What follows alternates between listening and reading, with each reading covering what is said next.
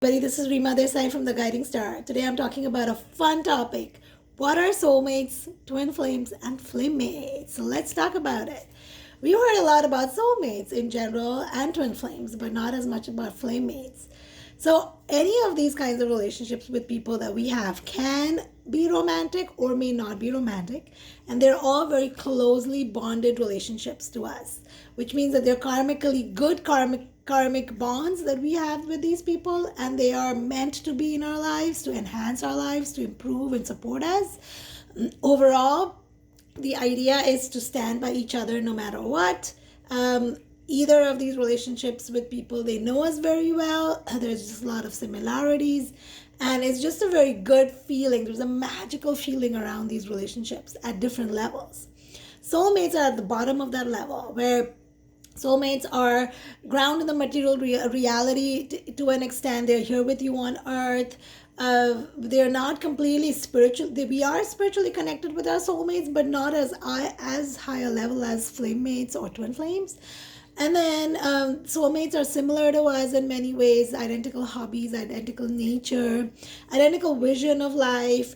And they're just here to support us, and they may challenge us occasionally to become better people.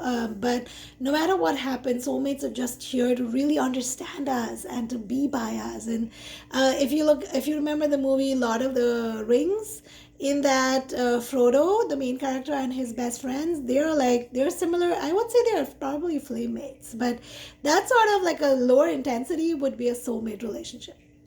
Next, when we look at flame mates are a higher intensity than soulmates, much more closely bonded, very similar, but could also be opposite in many ways.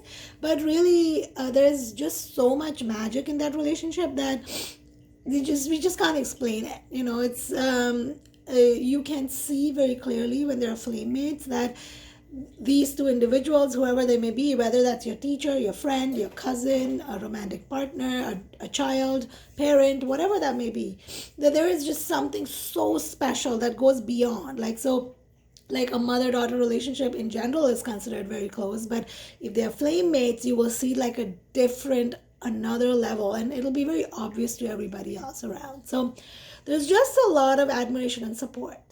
And the last is the twin flames. Twin flames are soul consciousness that is shared are in two bodies, which means that they are exactly similar in so many ways. They live parallel lives. They're completely connected on the spiritual realm, and materialistic realm has nothing to do with your connection.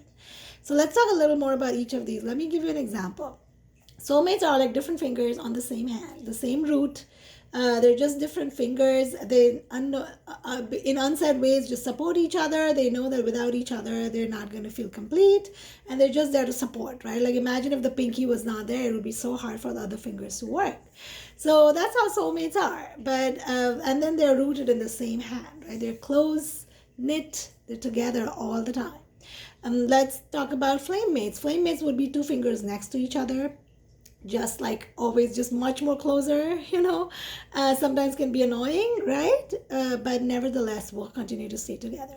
And then twin flames are like the same finger on two different hands. They're the same, but they're just in two different hands, which means that there is that magnetic attraction as well as the detraction, because then you can't continue to hold two fingers together, right, like for long.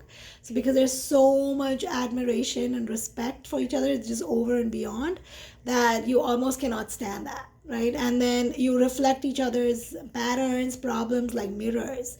And so it's just very difficult to continue keeping them together unless they both continuously continue to seek higher and higher spiritual realms.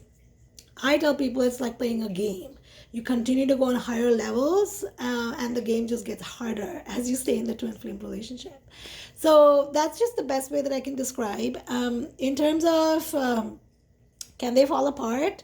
Well, there's one way that our twin flames, flame mates, and soulmates can change. I wouldn't say fall apart, but I would say they change. Or you can say fall apart. Is when one of the individual between the two twin flames or flame mates, soulmates, whatever that may be, expand spiritually in such a huge way. It's just they're constantly growing spiritually, they're working towards it, they're just expanding their soul to a whole new level of consciousness, and the other characters do not hold up to that, then that person literally just, it's like this finger grows so tall that can't fit into this hand and needs a new hand.